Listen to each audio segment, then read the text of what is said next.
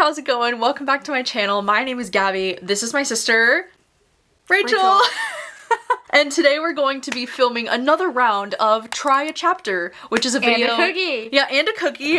We have crumbl cookies sitting in front of us. We're gonna be trying a cookie in between trying some of these chapters. This is a video that I love to do pretty much like every October now. We've been doing this where we try a chapter from a new release thriller or horror book that sounds really interesting.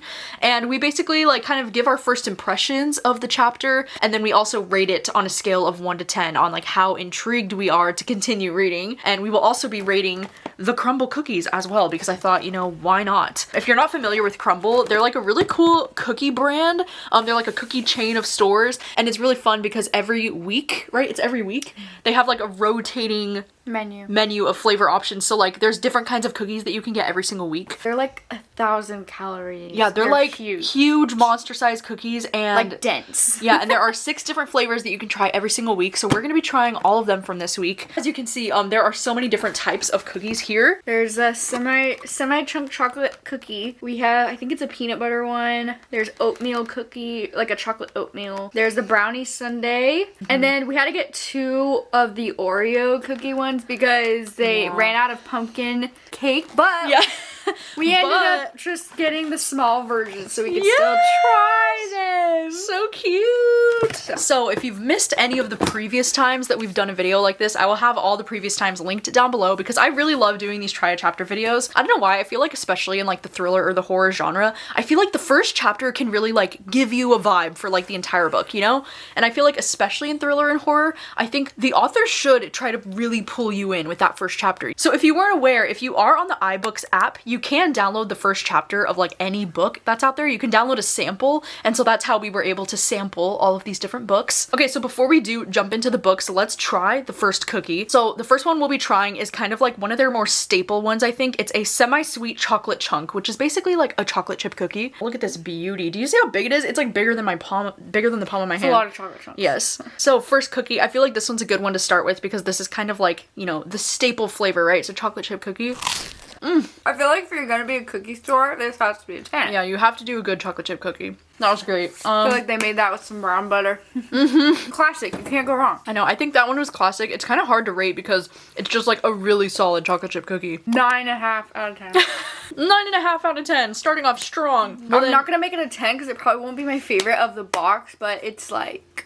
It still slaps. It's up there. Well, jumping into the first chapter, what is the first book that you read the first chapter of that you would like to tell us about? Incidents Around the House. Ooh! That's exciting. And should I spoil you by saying this was my favorite one? Oh, really? Yeah! Oh my god. Yeah. That's Sorry, exciting. I just spoiled the rest of them.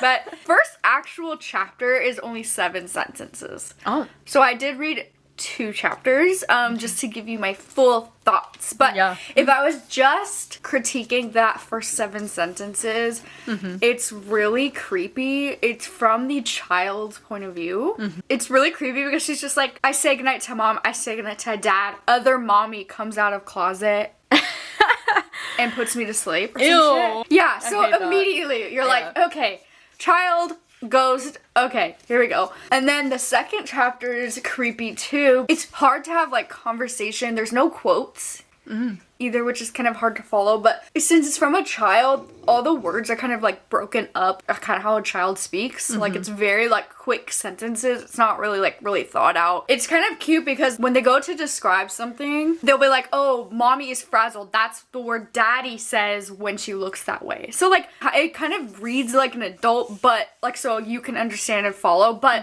it's still from the child's point of view. So you kind of like are through that lens, which I really like. That was really creative, and I've never read a book like that so far. So it was really creepy. It already brought up Other Mommy in the second chapter. I think it kind of mentioned too how sometimes Other Mommy likes to hover.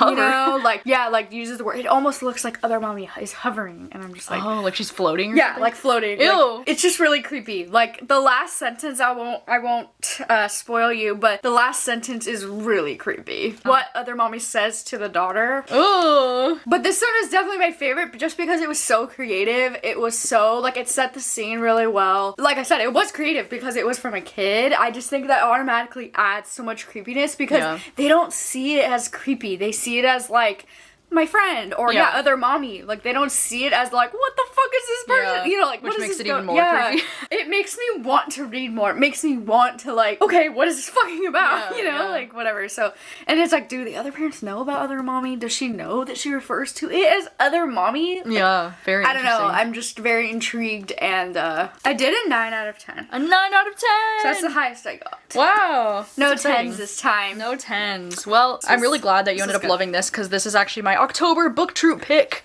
So we are reading this with the book club. It'll be a very fast read. I know. I have the feeling that it's going to be a very quick read. I also heard that the audiobook is from the perspective of the little girl, so it's like a little girl in the audiobook. Yeah, it has to be. Yeah, and I'm like, that would be weird so creepy. Like, I just love that. Yeah, that would be really weird if wow, incredible. I can't wait to read it. So the first chapter for a book that I read was from Guillotine by Delilah S. Dawson. Yeah, this is very pink cover, very cutesy. Really enjoyed it. The first chapter is only about 8 pages long, and this one I really liked that at the beginning of the book it started with a content warning, which is always something that I think is really awesome, you know, of authors to do, like starting with a content warning and letting people. I've never seen that in a book. Really? I know, it's like, it's more rare, but I've seen it more and more recently that like they'll start with a content warning, like these are the triggers mentioned in this book, just so people have a heads up. Like, I think that's a really cool thing for authors to do. But in this story, it's actually a horror novella, and we're following this girl who designs and sews dresses, and it's about how she's like trying to get this job in fashion. She meets this really annoying man named Patrick, but he's like really rich, and she wants to like use him. His mom is like somebody big in the fashion world, I guess, so she's like planning to try to like use this man in order to like get close to his mom. But she kind of mentions how he's kind of like a douchebag. Like, there's a scene where he was like trying to grab her ass, and like he's just all around gross. Like, he doesn't really know her that well yet to be doing those things. No, sure. I love too the way that she talks about like fashion in general and like rebranding clothes or like making them something special. I like how she says there's a magic to taking something no one else wants and making it something everyone praises. I ended up giving this one an 8 out of 10. There was nothing that really showed like where the direction of the story's going in terms of like the horror. Like, I don't really know what to expect with that, but I do like the setup of it so far, and I really love like following a badass female character that like plans to like use men to like further her own career. So I liked this one a lot, and I've liked Delilah S. Dawson's books previously, so like I'm really excited to check out this one. It was a good time. That's cool. Okay, next cookie we're gonna try is this peanut butter one. Ooh. Okay, peanut butter going down the hatch. Whoa. It's so weird because I fucking love peanut butter, but not like by itself, like as like a cookie. Yeah, like it needs like chocolate. I know, I agree. I think it needs like something else, because it's just too much peanut butter. Like, all I can taste is peanut butter. I think that one's probably like a 6 out of 10 for me. Yeah. But I don't see myself like loving the rest of that. You know who would love that though is Obed. Obed is like the biggest peanut butter stan you've ever met in your whole life, so. Yeah, you'd eat that with some milk. Yeah. So. The next one I read was So Thirsty. So Thirsty! So fucking thirsty. By the queen herself, Rachel Harrison. I wrote some notes because I was kind of confused, to be honest with you. Oh. I'm not exactly sure. Like, what is this book? You know what this book is about? It's about vampires. I mean, it's about a girl that's like friends with this other girl, and then I think something happens that leads to vampires. I feel like that kind of makes sense.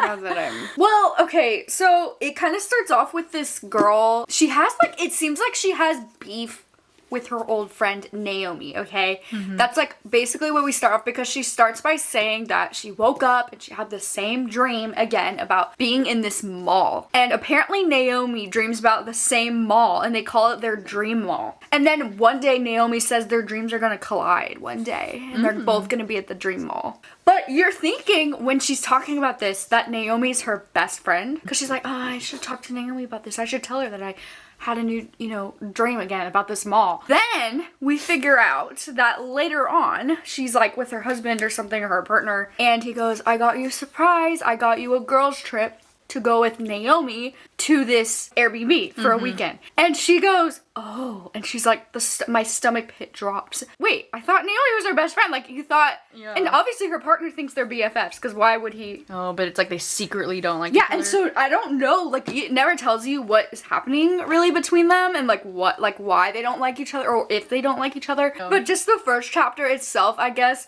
maybe if you knew, like, it's about vampires, I would have been a little bit more intrigued. As a first chapter, though, it was kind of boring. I didn't really know what was happening. I thought it was going to be more of, like, an Inception book. Like, I was like, it's about dreams? Like, and I was actually more interested in that. Like I was dreams like, intrigued me. Yeah, I was like, okay, that's kind of cool. So I gave it a 6 out of 10. Ooh. Just because, like, I do feel like it could get there. Once the story progresses a little bit and you kind of realize what she's talking about, and, like, the tea with Naomi, like, Once Naomi's maybe in the book, it'll get really good. The next one that I read the first chapter of is this one called Sleep Tight, which is a new horror book. So this one actually starts with like a before section that's kind of like a prologue, and we're following from the perspective of this little boy named Noah, and his mom is like yelling at him and she's asking him if he wants the Ark. And I'm like, is this a Noah's Ark reference? Like, what is happening? Like, I thought you meant like an arc of a book. Well, she's like, you want the Ark? Do you want the Ark? And then he's like thinking to himself, he's like, oh my god, mom's going off about Noah's Ark again. Like, and I'm like, what?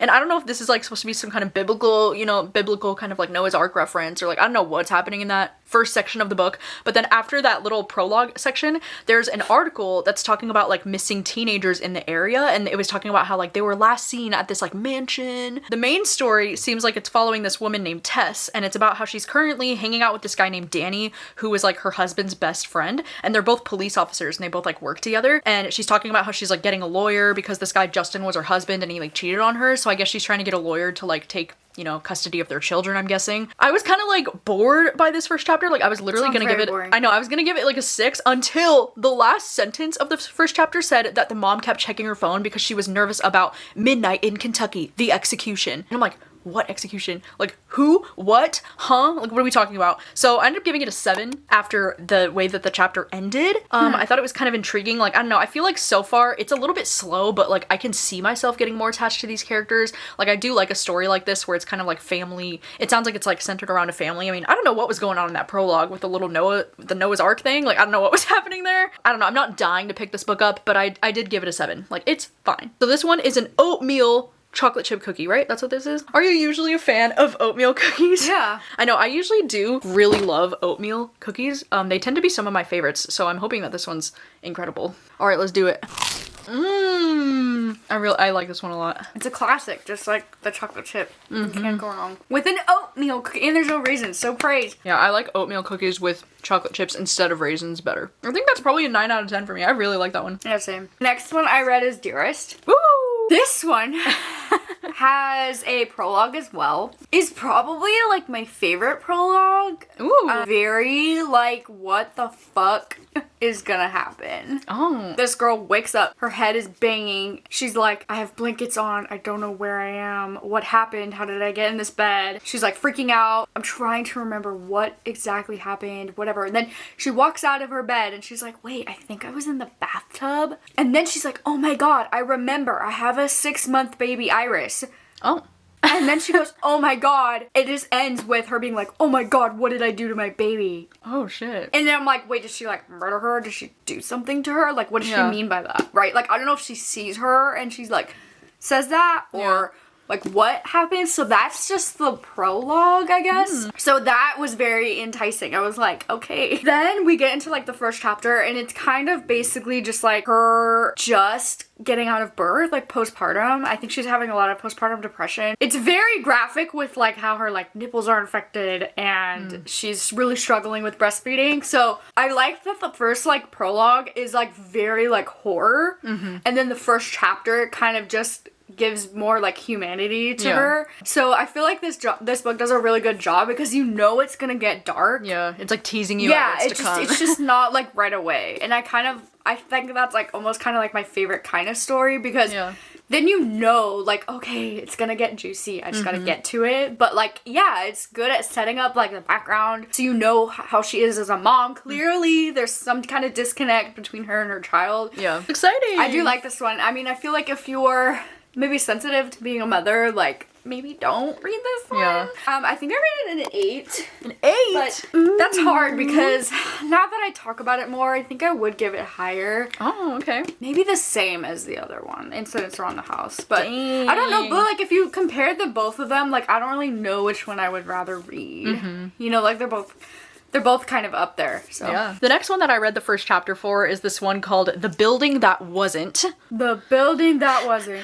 I know, I really like the look of this cover. That color. I know, I love that shade of like blue or whatever it is. I've never heard anybody talk about this book. Like not a single peep. I just saw actually this book on Goodreads the other day and I was like, oh my god, what is that? And it published earlier this year. It says it's a horror / sci-fi. Okay. So I'm like, what are we getting ourselves into? And that first chapter didn't really give me too much, to be honest. I'm a little bit confused about like, what is this actually about? Basically, the story starts where we're following this man. He said he's in a really white room in a house. He fancies himself an artist. That's what he says, like direct quote. And he has a paintbrush and he's gonna bring his masterpiece to life on this like white wall or whatever's going on. Not to mention the added pleasure derived from the screaming. He's like, while some find the sound of a human scream to be unpleasant, the man found it to be more precious than music. Sorry, is he listening to a recording or does he have someone screaming? I don't know. Like, who knows? And then it says he sets down his paintbrush and he picks up a knife. Or it said something like he picks up a much sharper tool. Or it said something like that. The chapter ends with this quote that just said, from a different room, a set of eyes casually observed on a screen as the man set to work on his masterpiece. The screen left on display with the white walls, no longer pristine, which echoed back the horrendous chorus the man's work produced. Like, what? Whoa. So I'm like, wait, so somebody's watching him on a screen? And like, are they trying to say that his masterpiece that's on the walls, like, is it blood splatter? Like, is that what they were referring to? Yeah. Like, I'm so confused. I don't understand anything. But I actually ended up giving this one a 4 out of 10 on the intrigue. Surprising. I just felt a little bit confused by the first chapter, and I'm sure like maybe that's the intention. Like maybe the first chapter is supposed to be a little bit confusing. That's what's supposed to like lure you in. But just like the writing in general, I don't know, it feels kind of strange to me. It feels a little bit clunky and like hard to get into. Okay, so next up we're gonna try this brownie one, which like, can we just talk about this? Like, holy shit, it's huge. And this is not a cookie. This is like a straight up brownie. And then That's a good brownie. Wow! I feel like that's a 9 too. I know, I think that's a 9. Now the next book Don't sound too excited. was Haunt Sweet Home. Ooh. Yeah, oh no. Oh. No, I gave that a 3 out of 10. Oh shit. Let me Why? tell you, it was so fucking boring. Oh no. It was so fucking boring. I can't even tell you right now. Like, the beginning had a transcript. Chapter 1 was so fucking long, I didn't even finish it. I'll just be fucking honest with you, dude. They were all just, like, stuck outside their house or something, and they're all carrying crock pots. They were just like, oh, where's AJ? And they're like, oh, isn't he at the apartment? And they're like, I don't know. It was like, okay, and then they go, yeah, but the production of Haunt Sweet Home is coming back or something. And, like, I was like, ooh! And then it never went anywhere. And it didn't say anything more about that. And what is this about? I know, I think this one's about like a reality show that's about like renovating haunted homes or like trying to prove a haunting or something in a home. Let me say this because the first sentence was intriguing. I'll share with you the first sentence. Okay. She said, if Uncle AJ hadn't screwed up Thanksgiving, I would have never learned how to haunt houses. Ooh. And then the rest of it is fucking boring as shit. Next, first chapter that I ended up reading was this one called The Haters by Robin Harding. The Haters! The Haters! It's a new thriller from Robin Harding. I've read almost all of Robin Harding's thrillers at this point, and I feel like she's just one of those thriller authors for me that like I just keep coming back to her shit. The story is following this woman named Orchid Carter, and her husband is about to become the mayor of Chicago. Which is very interesting. I know, I love the name Orchid Carter. That sounds like a fucking superhero. Like, I'm here for the name. And what's really interesting about her character is that even though she's about to like become very, you know, like prestigious, like she's about to become the wife of the mayor, but it says she was actually like in her youth, in her younger days, she was really dangerous, and she claims that she was a monster before this, and that she was a part of this really dangerous group of girls in LA, like on the streets before this like lifestyle. Like Georgia. Yeah.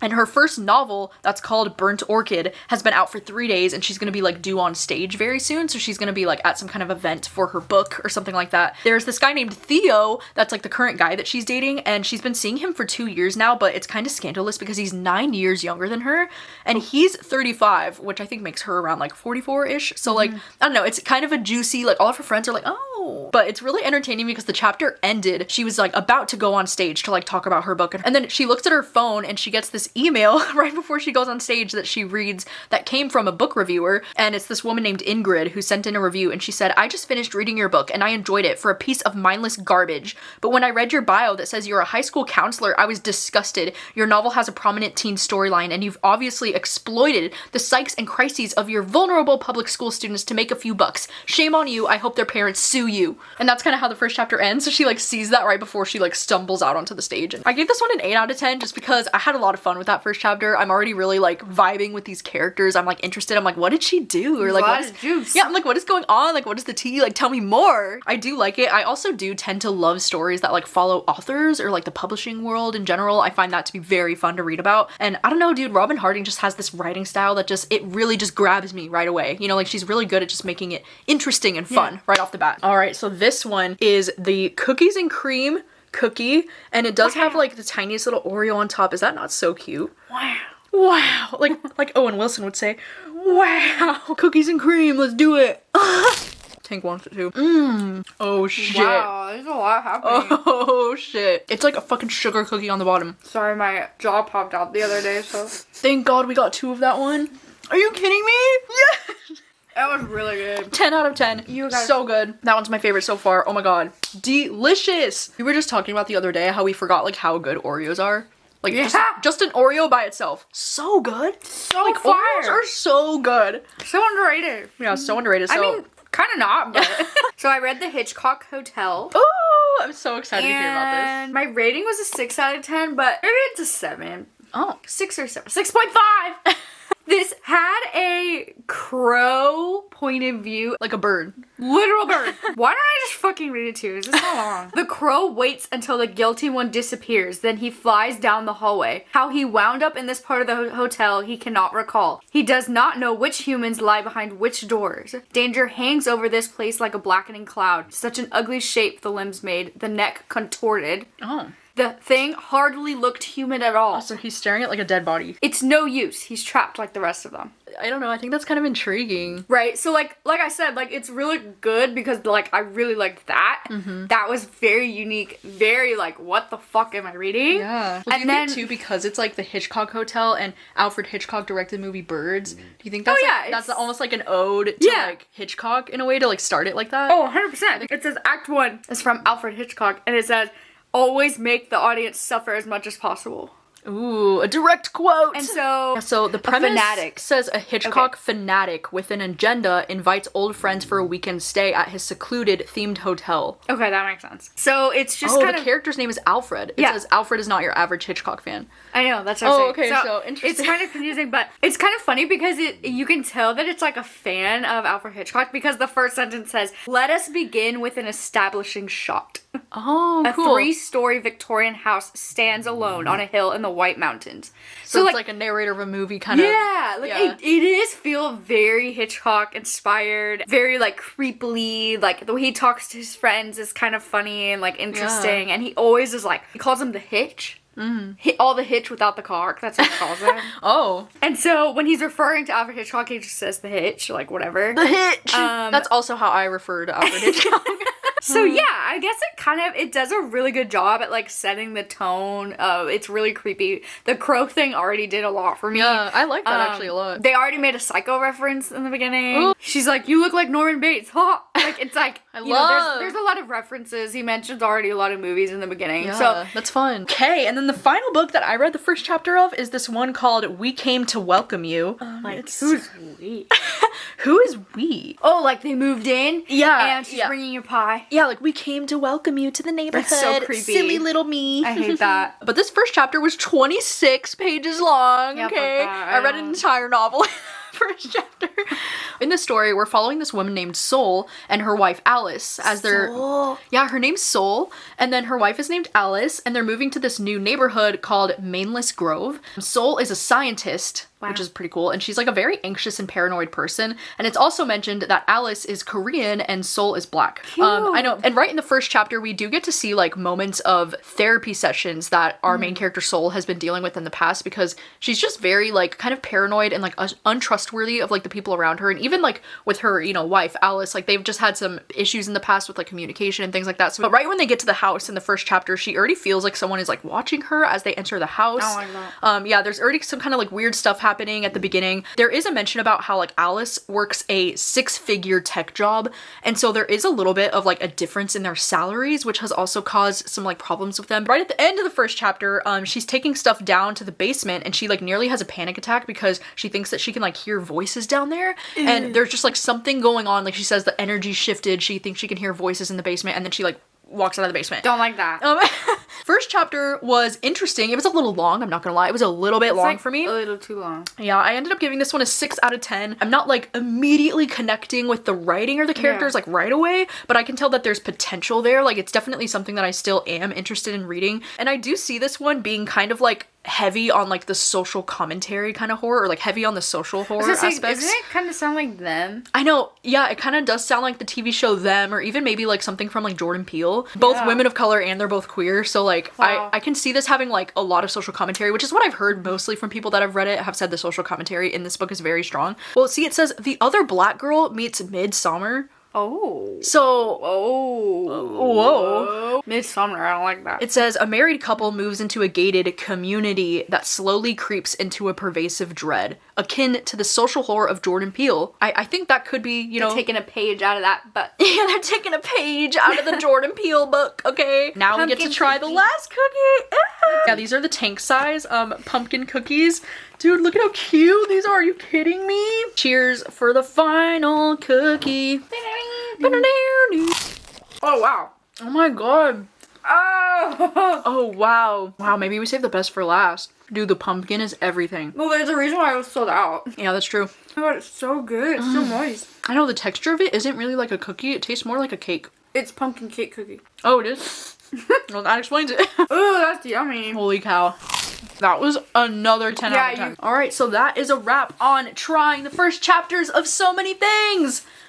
So out of your books, which one are you most likely to pick up and finish the entire thing? Yeah, you had some good ones. Is it Incidents Around the House, Dearest, or the Hitchcock Hotel? Ooh, you had a lot that you liked. Now, I think out of yours that you talked about, I think I'd be most interested in Incidents Around the House, or the Hitchcock Hotel sounds really fun too. Dude, I feel like Incidents Around the House with a little girl narrating would be so fucking good. I know. Like, I genuinely think it would be so creepy.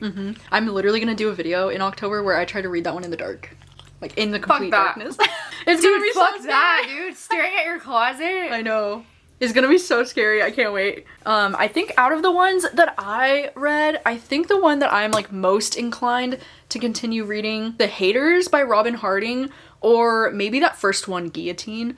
I think those were the ones that intrigued me the most to want to continue reading right away. I already forgot Guillotine. So which one of mine intrigues you the most? The Haters, I guess. You're like, all of yours sucked, so... I mean, I wasn't really, like, blown away with any of yours. Oh, damn. Yeah, I gave you all the good ones. Sorry. Oh, alright, well, that's gonna be a wrap on this video. Thank you so much for hanging out with us. You will have to let us know which first chapter sounded the most intriguing to you. Which book did I convince you to buy? Which book did Rachel convince you to get this time? Also, let me know what's your favorite crumbl cookie flavor of all time. If you have one. Do you have one?